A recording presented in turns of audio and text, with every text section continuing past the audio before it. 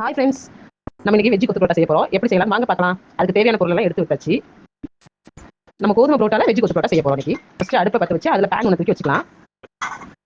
சட்டி நல்லா சூடானதுக்கு அப்புறம் அதுல கொஞ்சம் ஆயில் சேர்த்துக்கலாம். ஆயில் நல்லா ஹீட் ஆனதுக்கு அப்புறம் ஃபர்ஸ்ட் நம்ம வெட்டி வச்சிருக்க ஆனியனை தூக்கி அதில் போட்டுக்கலாம். ஆனியன் நல்லா வேகணும், நல்லா பொண்ணாம வர வரைக்கும் வெந்துட்டு அதுக்கப்புறம் கொஞ்சம் அதுக்கு மேலே கருவேப்பிலை தூவி விட்டுக்கலாம். அதை நல்லா வதக்கி விடணும். அப்புறம் நம்ம வெட்டி வச்ச தக்காளியும் அது மேலே போட்டு நல்லா வதக்கி விடணும். அப்புறம் நம்ம தனியாக வெட்டி வச்சுக்க குடமிளகாவையும் அது மேலே நல்லா தூவி விட்டு நல்லா எல்லாம் மூணு சேர்த்து மிக்ஸ் பண்ணுற மாதிரி நல்லா வதக்கி அதை நம்ம நல்லா கொத்தி எடுத்துக்கலாம். அது எல்லாமே நல்லா வதங்கி வர வரைக்கும் கொஞ்சம் வெயிட் பண்ணலாம். அப்புறம் கொஞ்சோண்டு மஞ்சள் பொடி, கொஞ்சம் வத்தப்பொடி, அப்புறம் கொஞ்சம் கரம் மசாலா தூள் எல்லாம் போட்டு நல்லா வதக்கிக்கலாம். நல்லா வேகிற வரைக்கும் நல்லா வதக்கி நல்லா கொத்தி விட்டுக்கலாம். அப்புறம் நம்ம எடுத்து வச்சுக்க கோதுமை புரோட்டா எடுத்து அதை அப்படியே நல்லா தூவி விட்டுக்கலாம். நான் ஒரு 7-8 புரோட்டா வரைக்கும் எடுத்துருவேன். அதை நல்லா எடுத்து அது மேலே போட்டு நல்லா அதை வச்சு நம்ம கரண்டி வச்சு நல்லா மசாலா எல்லாம் ஒன்றா செய்கிற அளவுக்கு கலரி விட்டுக்கலாம்.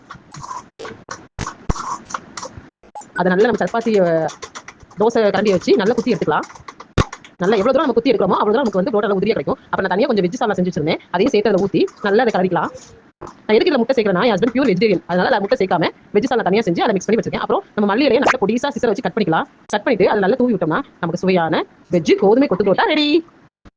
Super guys, thank you very much.